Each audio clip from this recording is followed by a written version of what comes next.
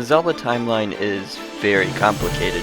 One confusing branch turns into 3 different confusing branches, and one branch just lingers without any placement on the official timeline. But what if I told you that there is a placement, and once I reveal the clues, you will see how much sense it makes.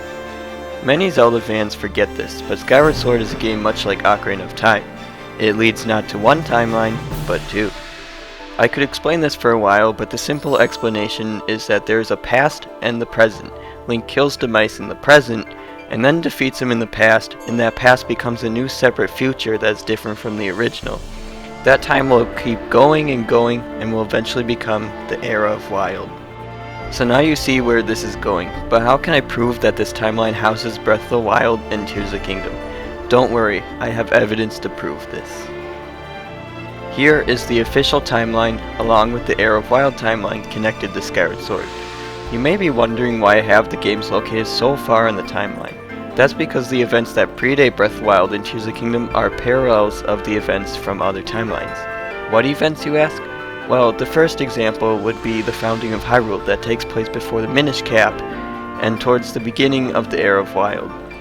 Next, Ganondorf is born and swears fealty to the Kingdom of Hyrule in Ocarina of Time, as well as in the Dragon Tear memories that show the events before Tears of the Kingdom. I think the next one is the most obvious. The Imprisoning War takes place in both the Era of Wild and the beginning of the Downfall timeline. It even happens in the same way, with Ganondorf transforming into Ganon and seeking to take over Hyrule. Heck, even the sages played an important role in sealing away Ganon. Several years after the Imprisoning War, the Great Calamity occurs in the Era of Wild. You might not connect the dots right away, but notice how I connect the parallel event to Spirit Tracks. In that game, there is a phantom version of a demon named Malladus, who is very comparable to Calamity Ganon. It's not a clear parallel event, but the similarity is pretty clear. And the last connection I can make is the one between Zelda 1986 and Breath of the Wild.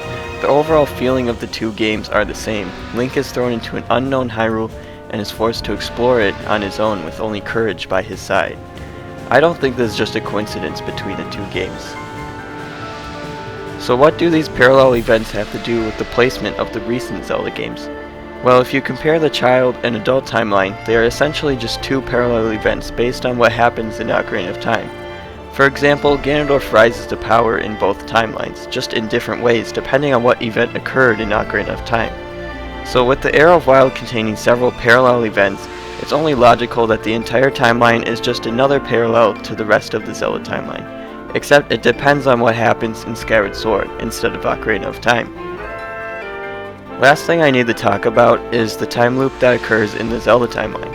It activates the second Zelda goes back in time using Raru's Zonai Secret Stone. She then swallows that stone later on and becomes an immortal dragon, roaming the skies of Hyrule for thousands of generations.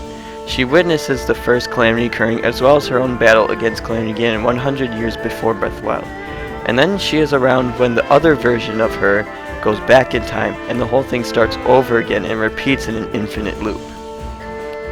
So, that was the short explanation of the solved Zelda timeline, and I hope this helped you understand where Breath of the Wild and Tears of the Kingdom take place. I'm actually going to use this video to help everyone understand where the Triforce is located in Tears of the Kingdom, so look forward to that in a few weeks.